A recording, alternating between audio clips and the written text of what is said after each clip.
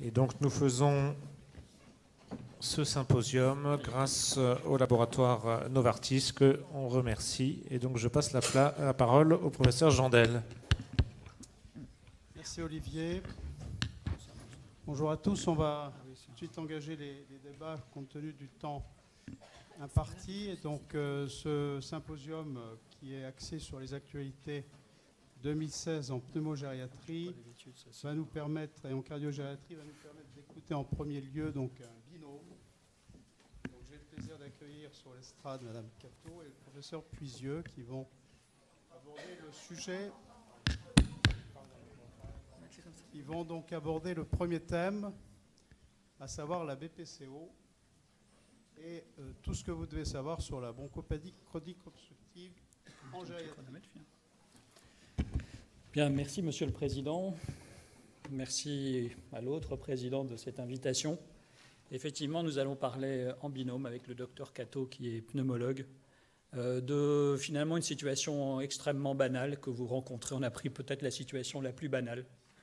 Et on va vous parler de Monsieur Gaston, qui est un BPCO que vous connaissez certainement et que vous avez souvent rencontré.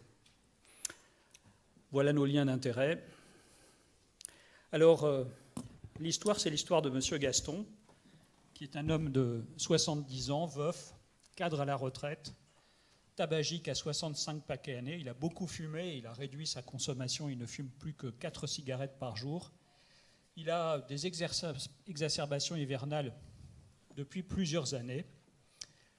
Il a la nuit des ronflements et le jour une somnolence, là également depuis plusieurs années. Et son traitement est un traitement qui associe furosémide, amlodipine, oxazépam, salbutamol spray, budesonide, turbualeur. Il a eu sa vaccination antigrippale, comme chaque année, et il est également à jour pour sa vaccination antitétanique. Alors, ce qu'on peut noter tout de même chez M. Gaston, qui sait bien qu'il a une bronchite chronique, et il sait aussi que probablement cette bronchite chronique elle est liée à son tabagisme, eh bien, Gaston n'a jamais vu de pneumologue, ni d'ailleurs jamais fait d'EFR, et c'est une situation qu'on rencontre très souvent en gériatrie, avec des sujets âgés dont on sait qu'ils ont une bronchite chronique et qui n'ont jamais vu de pneumologue ni jamais fait d'EFR. Alors, je me tourne vers Michel. Ceux qui ne sont pas aimés, finalement, les pneumologues. Mais bon, alors, je me tourne vers Michel pour lui demander, est-ce que c'était utile, finalement, de le montrer à un pneumologue, ou bien est-ce que, finalement, on fait certainement aussi bien sans le pneumologue qu'avec ? Qu'il ait 20 ans, 40 ans ou 60 ans, eh bien, ce qui est intéressant chez ce patient, c'est qu'il est probablement porteur d'une BPCO et de faire un état des lieux, ne serait-ce que pour adapter le traitement. Alors, c'est un premier petit message qu'on répétera, c'est que, finalement, c'est quand même bien de faire des diagnostics. Et indéniablement, la BPCO du sujet âgé, elle est très sous-diagnostiquée. On estime que c'est à peu près 50% des BPCO qui ne sont pas diagnostiqués, en particulier dans la population âgée. D'autant que ça survient très fréquemment. Plus la personne est âgée, plus le poumon vieillit. Si en plus il s'y associe une intoxication tabagique ou une exposition à des gaz inhalés, on a donc d'autant plus de chances d'avoir une BPCO. Alors, M. Gaston, il est admis à nouveau pour une exacerbation à l'hôpital, amené sous finalement la prescription des SOS médecins un dimanche pour majoration de sa dyspnée et également des œdèmes des membres inférieurs qui sont récemment apparus. On l'examine, il pèse 109 kg pour 1,66 m, il est donc clairement en surpoids.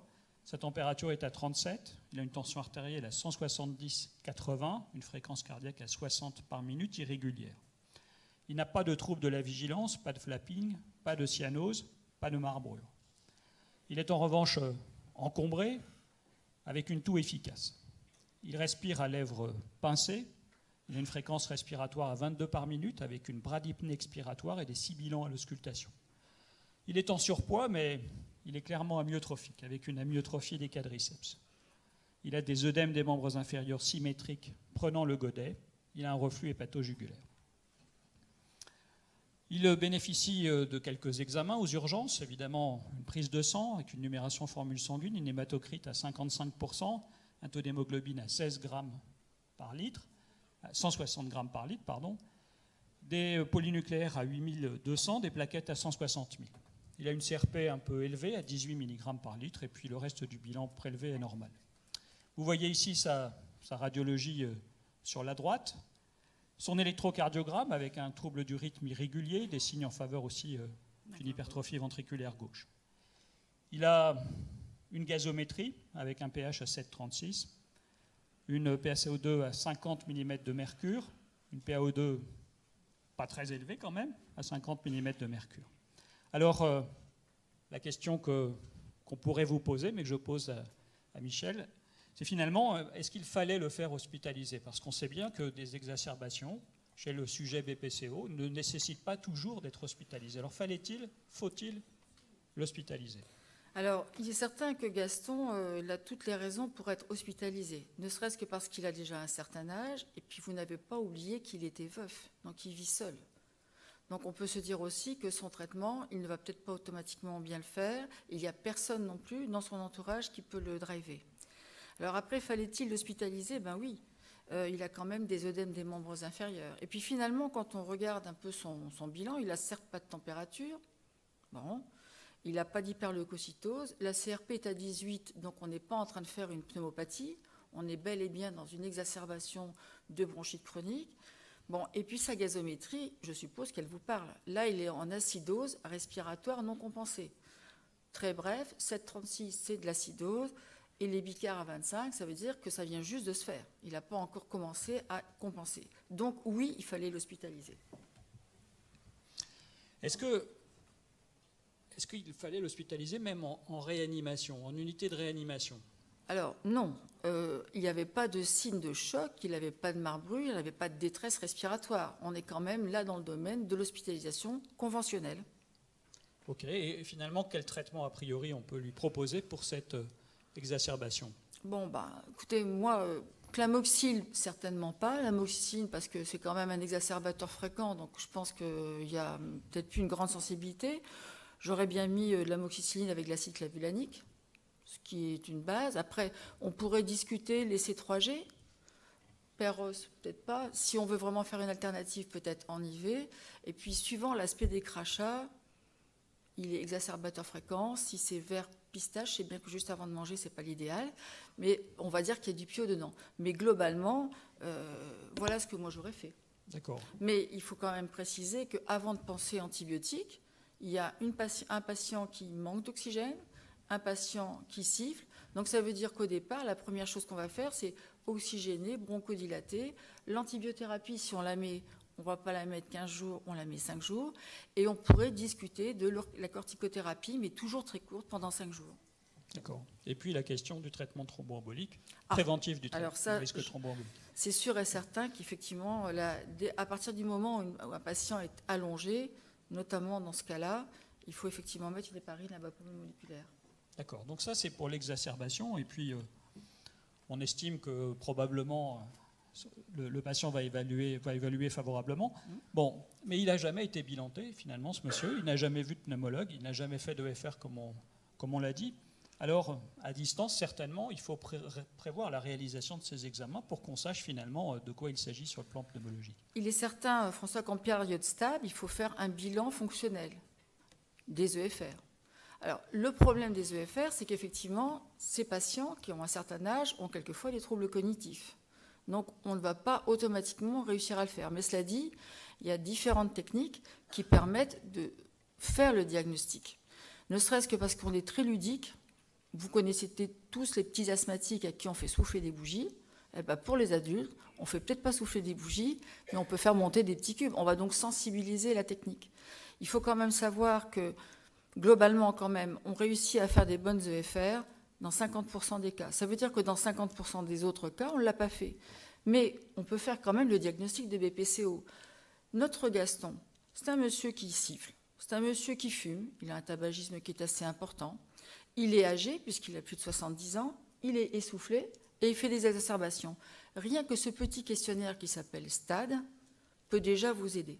Après, quand on fait des EFR, il faut savoir que même si ça n'est pas toujours possible, on va essayer de le faire jusqu'au bout, correctement, tout en sachant qu'il y a une réserve, effectivement, avec les troubles cognitifs. Ce qui se discute aussi, c'est la polysomnographie, parce qu'effectivement, il ronfle.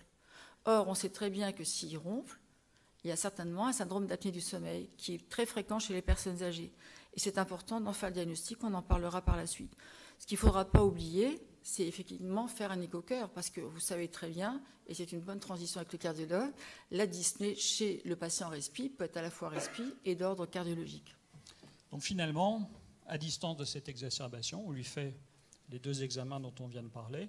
On discutera peut-être aussi de l'intérêt certainement d'une échographie cardiaque. On fait donc les EFR et la polysomnographie. Alors, qu'est-ce que ça donne, Michel? Alors, ici, vous voyez, on ne va pas faire un cours de pneumo, mais on va dire qu'effectivement, il y a, attendez, où est-ce que j'en suis là ici, VEMS sur CVF, il est à 55,98. On dit qu'il y a un syndrome obstructif quand on a un TIFNO qui est inférieur à 70. Chez la personne âgée, ça descend jusqu'à 65 chez la femme, 67 chez l'homme et globalement 60 chez la personne âgée. Pourquoi? La personne de plus de 80 ans. Parce que le VEMS diminue plus vite que la capacité vitale. Numérateur sur dénominateur. Donc ce patient, il a une BPCO et si on veut typer sa BPCO, il a un VEMS à 49, donc il est dans la tranche qui s'appelle 30-50. Donc il a une BPCO de stade 3. Associé à ça, est-ce qu'il y a une distension? Je vous fais pas. Enfin, donc là, on va dire qu'il existe une distension parce qu'on a effectivement le volume résiduel qui est augmenté, mais il n'a pas encore de traduction au niveau de la capacité pulmonaire totale. On lui fait une gazométrie et là, on se retrouve dans une gazo standard. pH 7,40, PCO2 45 quand même. Donc il est hypercapnique. La PO2 68, il a 70 ans. Une PO2 normale, c'est 100 moins 0,3 fois l'âge. Donc on est effectivement à 70 et ces bicarbonates sont à 34. Donc ce sont des EFR qui font vraiment avancer le diagnostic, puisque finalement on ne peut réellement poser le diagnostic que lorsqu'on a des EFR. Donc, et puis ça permet aussi de dire le stade de sévérité de la maladie. Et on reverra toute l'importance, puisque finalement aujourd'hui les propositions thérapeutiques dépendent de ce stade. Donc effectivement, comme vous pouvez le voir, on part sur une idée qu'il est obstructif et suivant le degré d'amputation du VMS, on a affaire à un stade 1, stade 2, stade 3, stade 4 et de là découle une hiérarchie thérapeutique. Ce qu'on peut juste ajouter, Michel, sur cette diapositive, c'est qu'aujourd'hui on sait finalement qu'il n'y a pas une excellente corrélation entre le VEMS et le retentissement fonctionnel, la qualité de vie, ni le pronostic.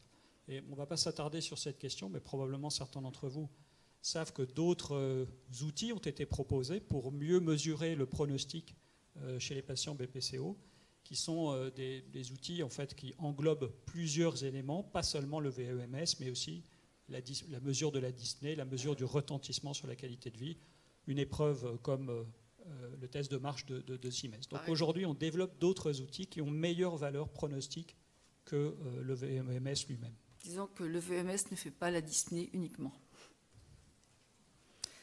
La polysomnographie. Alors, il ronflait, et donc, effectivement, on lui a fait une analyse polysomnographique. Il a quand même un index d'apnée-hypopnée à 37, et il passe 70% du temps de son sommeil avec une saturation à 90. Vous n'êtes pas sans savoir qu'une personne âgée, personne jeune, c'est pareil, mais une personne âgée encore plus, elle ne peut pas désaturer complètement comme ça. Ça va augmenter les troubles de la vigilance, les troubles de l'attention. Ça va être également nocif pour le cœur. Il y a des tas de complications qui sont propres à cette désaturation. Donc ce tracé est effectivement aussi important. Donc finalement, c'est overlap syndrome, comme on dit. On aurait pu parler de celui asthme BPCO, on parle de celui syndrome d'apnée du sommeil BPCO. Finalement, c'est une situation fréquente, oui. Et c'est intéressant d'en faire le diagnostic, c'est-à-dire de reconnaître les deux pathologies associées. Alors, comme vous pouvez le voir là-bas, disons que globalement, le syndrome d'apnée du sommeil, dans une population normale, c'est 2 à 4%. Chez les personnes depuis 70 ans, c'est 25%. Et quand on voit les conséquences que cela peut avoir sur l'oxygénation et les conséquences donc sur le cognitif, sur le cœur et sur le reste, c'est hyper important donc de le faire. Alors les troubles du sommeil, c'est fréquent d'une manière générale chez les sujets âgés. C'est particulièrement fréquent dans la BPCO. Énormément de BPCO ont des troubles du sommeil. Je crois qu'il faut savoir les rechercher. Évidemment, lui en plus, il a un syndrome d'apnée du sommeil. Donc on serait surpris qu'il dorme bien. Et on a vu d'emblée qu'il avait une benzodiazépine. Alors est-ce que c'est... Est-ce un problème, docteur Puisieux? Parce que nous n'aimons pas, nous, pneumologues, les benzodiazépines. Bon, finalement, nous, on n'aime pas non plus beaucoup les benzodiazépines. S'agissant de cette question, une étude cas témoin est parue il y a quelques années. C'est une étude taïwanaise à partir des données de l'assurance maladie taïwanaise. C'est une étude cas témoin donc, qui a comparé des gens atteints de BPCO et qui étaient venus dans l'année précédente pour une exacerbation, un problème aigu en lien avec la BPCO, et les témoins étaient d'autres BPCO, mais qui n'avaient pas eu précisément d'événements aigus dans le laps de temps précédent, dans la période précédente. Et ils ont comparé en fait ces deux groupes pour savoir s'il y avait une différence en termes d'utilisation des benzodiazépines, et vous voyez qu'il n'y a pas photo. Quand on prend des benzodiazépines, même de façon courte, c'est-à-dire brève et pas de manière régulière, mais encore un peu plus lorsqu'on prend des benzodiazépines de manière régulière, mais vous voyez qu'on a pratiquement 10 fois plus de risques lorsqu'on est BPCO de faire un événement aigu. Donc c'est vraiment une étude qui apporte un argument fort pour dire qu'il ne faut pas prescrire de benzodiazépines à des gens qui ont une maladie respiratoire, en particulier une bronchite chronique ou bien un syndrome d'apnée du sommeil. Alors d'autant que là, je rajoute juste un petit détail, chez le BPCO, on trouve beaucoup de dépression, 40%. L'anxiété se retrouve à 15%. Donc notre Gaston, il est dans les normes, quoi. Il est âgé, il a une BPCO, et effectivement se pose le problème de la thérapeutique à adapter. Alors, il y avait aussi son traitement. Est-ce que vous vous en souvenez du traitement ? Alors, je vais dire, c'était un bronchodilatateur à la demande, de courte durée, et une corticothérapie isolée. C'était juste un rappel. Donc maintenant, on connaît mieux le patient, on sait qu'il a un syndrome d'apnée du sommeil, on sait qu'il est BPCO au stade 3 de sévère. Et ma question, c'est est-ce que finalement on reprend à l'issue de cette exacerbation le traitement qu'il avait avant, ou bien est-ce qu'on l'adapte et on en change parce que ce n'est pas aujourd'hui le traitement recommandé ? Alors on discutera sur la diapo suivante sur les produits à utiliser, mais ce qui se pose comme question, c'est de savoir comment je vais lui donner son bronchodilatateur. Et si je donne un corticoïde, comment je vais le donner ? Alors on a différents dispositifs, des sprays, des poudres et des nébulisations. Et il y a des problèmes partout. Si ce n'est que dans les sprays, on sait très bien qu'il y a vraiment de gros problèmes. On peut résoudre le problème en mettant une chambre d'inhalation. Dans les poudres, il faut un certain débit d'inhalation, quoique actuellement, avec les nouvelles poudres, le débit est moindre. On disait 30 à 60, on descend maintenant en débit. Après, il y a des problèmes mécaniques, il faut savoir aussi l'utiliser. Quant aux nébulisations, à mon avis, c'est à n'utiliser que quand il est vraiment en décompensation, quand il ne va pas bien, parce que c'est du Bricanil. La terbutaline, ça accélère le cœur, c'est pas toujours ce qu'il y a de mieux. Donc en fait, 6 sprays avec chambre d'inhalation, 6 poudres, pourquoi pas, mais tout ça repose sur une bonne éducation du patient. Il faut passer du temps avec lui et là, il va y arriver. Effectivement, les traitements de la BPCO, de façon chronique, ce sont des traitements qui sont pris par voie inhalée, donc avec des dispositifs inhalés. On sait les difficultés qu'ont énormément de sujets âgés, pas seulement d'ailleurs des sujets âgés, mais d'abord les sujets âgés à utiliser bien ces dispositifs d'inhalation. Et donc il faut absolument choisir le bon dispositif et vérifier en faisant faire le patient devant nous pour savoir s'il est capable de bien l'utiliser. Alors la place des traitements médicamenteux, lui, est au stade 3. Quelles sont les recommandations actuellement ? On va d'abord commencer par le début, c'est-à-dire qu'il fume. Donc se pose quand même l'intérêt de l'arrêt du tabac. Eh bien si, c'est pas parce qu'il fume 4 cigarettes que ça n'est pas dangereux. Alors le pneumologue que je suis va dire, bon, ça entretient une inflammation. Mais notre Gaston, il a une pathologie cardiovasculaire. Et là, c'est ce que je dis toujours à mes patients, une taf, ça peut tuer. Donc, est-ce qu'il faut faire quelque chose ? Parce que ça, c'est quelque chose qu'on entend souvent. Oh, c'est son dernier petit plaisir. C'est pas un bon argument. Non, ça c'est sûr et certain. Le pneumologue tabacologue dit non. Parce qu'effectivement, regardez, entre 70 et 70 ans, le sevrage réduit les risques de décès de 27%, ce qui est quand même énorme. Donc en fait, sinon, dans les traitements non spécifiques, il y a évidemment le tabac, il y a l'hygiène de vie aussi, c'est-à-dire l'activité, il y a les vaccinations, on parle de la vaccination anti-grippe, de la vaccination vis-à-vis du pneumocoque, Et il y a aussi l'éducation thérapeutique. À côté de ça, on va avoir ce qu'on appelle des traitements spécifiques qui ont été établis par la Société pneumologique de langue française. Donc, on retrouve toujours les mêmes choses. Et là, vous voyez bien que les corticoïdes ne sont pas en première ligne et ils ne sont pas tout seuls. On donne d'abord un bronchodilatateur, puis éventuellement 2. On peut penser aussi à la réhabilitation respiratoire. Les corticostéroïdes inhalés ne se déclinent qu'à partir du stade 3 et jamais seuls, et chez des gens qui font des exacerbations. Il est bien évident que là, dans stade 4, on est dans l'oxygène. La chirurgie, on n'en parle pas, mais on peut parler oxygénothérapie, on peut parler ventilation non invasive. Ce n'est pas pour punir le patient, mais c'est bel et bien pour l'aider. Évidemment, on le mettra que s'il est adhérent au programme. Parce que quand l'oxygène, il y a une espèce de tuyau qui mène de la source au patient. Il ne s'agit pas non plus qu'il se prenne les pieds dans le fil, parce que ça peut également arriver. Donc effectivement, il y a toute une éducation, il y a une bonne indication aussi de ces différentes thérapeutiques. Ça, c'est un autre message sur lequel on insiste. C'est la place finalement restreinte des corticostéroïdes inhalés qui ne sont pas le traitement de première intention de la BPCO. On n'est pas dans l'asthme. Alors on y insiste, c'est un message qu'on a tous entendu. J'y insiste encore plus parce qu'au dernier examen de la capacité en juin, j'ai donné un petit cas clinique qui était un BPCO stade 2 et ma question était quel est le traitement de première intention. J'avais proposé les corticoïdes par voie inhalée et la majorité de mes étudiants, j'en suis vraiment désolé, honteux, ont retenu les corticoïdes par voie inhalée. Donc retenons que ce n'est pas le traitement de première intention de base, de fond de la BPCO du sujet âgé. À côté de tous ces traitements, on n'oubliera pas non plus la nutrition. Ils sont facilement dénutris. Et puis, s'il a envie de bouger, pourquoi pas. Alors là, maintenant, je vais vous présenter une étude sous l'égide de Novartis. L'étude, elle est simple. Le problème est simple plutôt. C'est-à-dire que les patients BPCO font des exacerbations.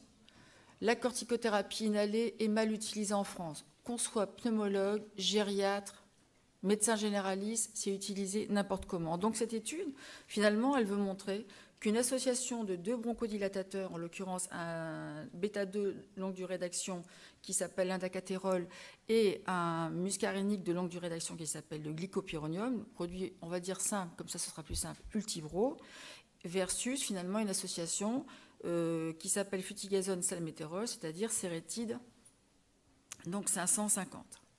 Alors la population, eh bien évidemment, on est dans le cadre de la BPCO, stable, donc avec un TIFNO inférieur à 70. On va également avoir un VEMS post-bronchodilatateur supérieur à 25, mais qui de toute façon, après bronchodilatation, est inférieur à 60% à la valeur prédite. Ce sont des personnes qui sont exacerbateurs fréquents, enfin, qui ont fait au moins une exacerbation modérée ou sévère dans les 12 mois, et puis et qui sont donc essoufflés. Donc, au départ, on fait ce qu'on appelle un screening, c'est-à-dire qu'on va choisir ces patients, moins 35, moins 26, on fait donc un wash-out, c'est-à-dire qu'on ne donne aucun traitement. Puis ici, pendant cette période-là, eh bien, on va donner du thiotropium.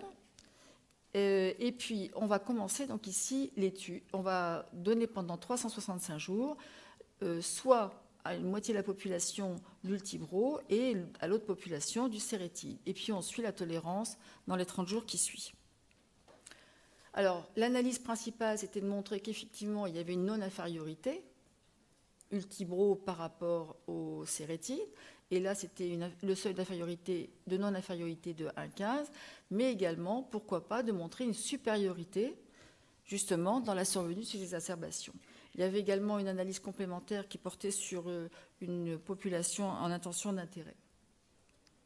Alors, on se retrouve bel et bien chez des gens qui sont porteurs d'une BPCO, 2, 3, 4, qui sont fumeurs. La population est quasiment identique.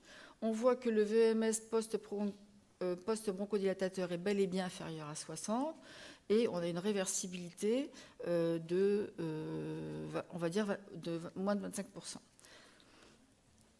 Alors, on a donc eu finalement un critère de supériorité, de non-infériorité, puisque effectivement, on avait 1,15 exacerbations en moins, et un critère de supériorité en faveur de l'Ultibro, puisqu'on avait quand même ici 12% 12%, enfin non, attendez, 11% et 12% en moins d'exacerbation.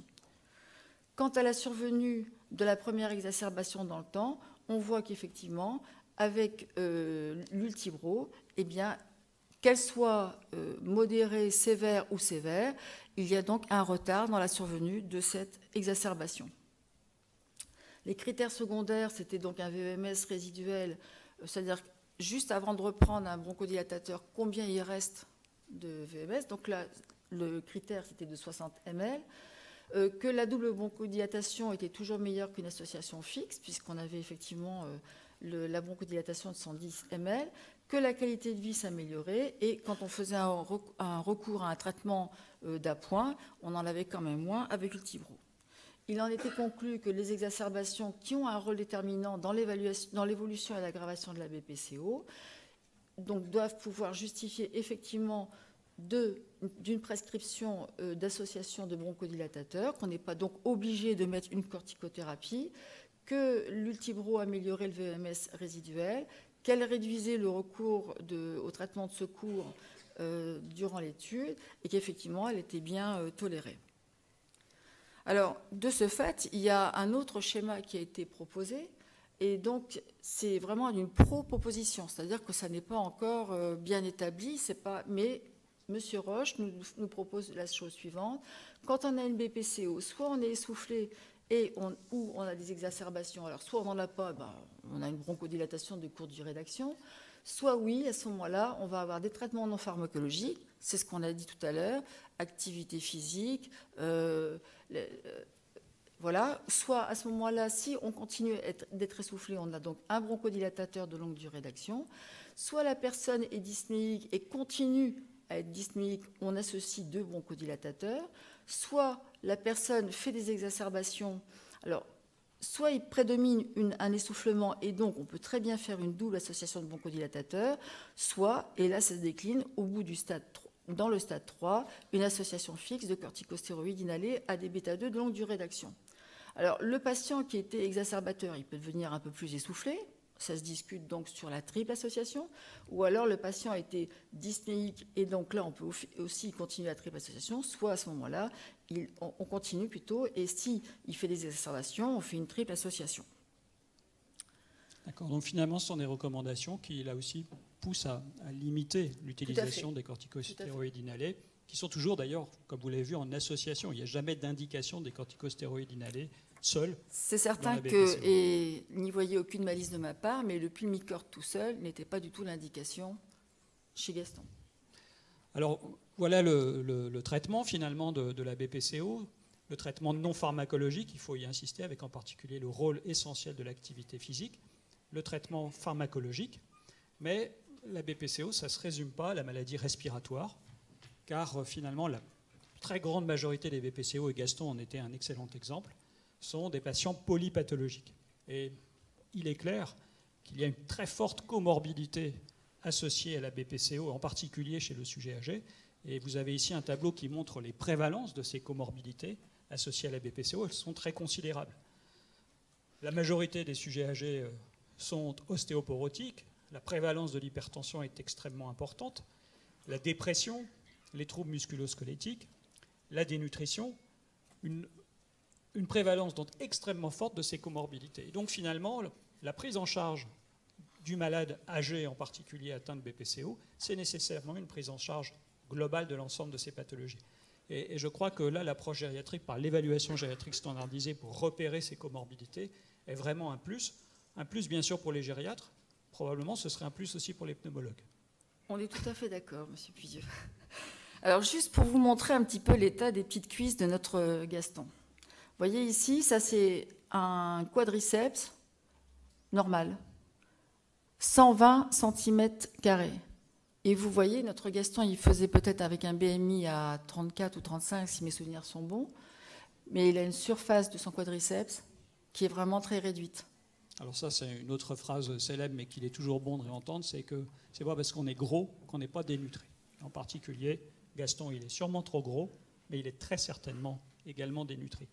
Alors, j'imagine que cette approche systémique, globale du patient âgé atteint de BPCO, c'est celle que tu as au quotidien, puisque tu es responsable d'une unité de soins de suite de réhabilitation respiratoire.